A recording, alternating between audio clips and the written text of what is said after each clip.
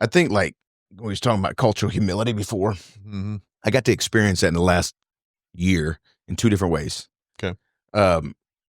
And I would like to get that message out. Like, just realize, just take a stance of like, I think you said curiosity, right? Take a stance of curiosity, cultural humility, and realize, man, if I get to know somebody, it's just life. It just seems so much more full. Here's my examples. My mother-in-law, she built onto our house. We built onto her house, so we have a little place for her to stay. And we invited the Amish out to build the house, right? And when they first show up, I'm like, first thing I'm thinking is, brown guy, how are they going to look at me? Like, you know what I mean? And they are kind of interested, you know? And, but I was also interested in them. They come in, I'm like, I have so many questions. How do I ask? What's the beard mean? What's this mean? What do people wear? Well, like, what is going on? And you know me, I'm like walking out there. I'm like, hey, what's up? What's your name, man?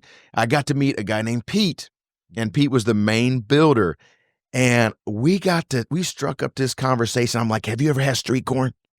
He says, elote, like, have you ever had street corn? He was like, sorry, Mara, I have no idea what. I said, I'm going to make that for you guys today. So I took a day off work. Are you serious? I made street corn and steak tacos, man. And these guys were like, what? Like, they came over to slamming, you know? And you could see they wanted seconds, but they didn't really want to go back into it.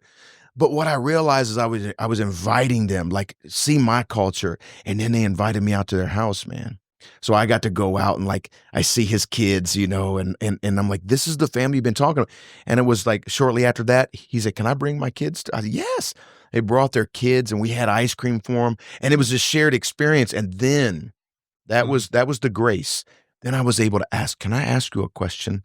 Like, is it true that you have to have a beard if you're married? He was like, no, Mar. Like, and he starts like, I'm like, all the misconceptions that I had. Sure, I was like, oh my gosh.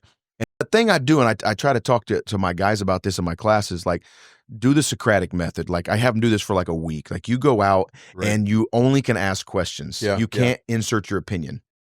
And so they go around and but they have to do it with somebody that's totally different than you, right? Of course, This was good because the election just happened. So it was like, all right, you believe differently. How do you believe that? Like, why?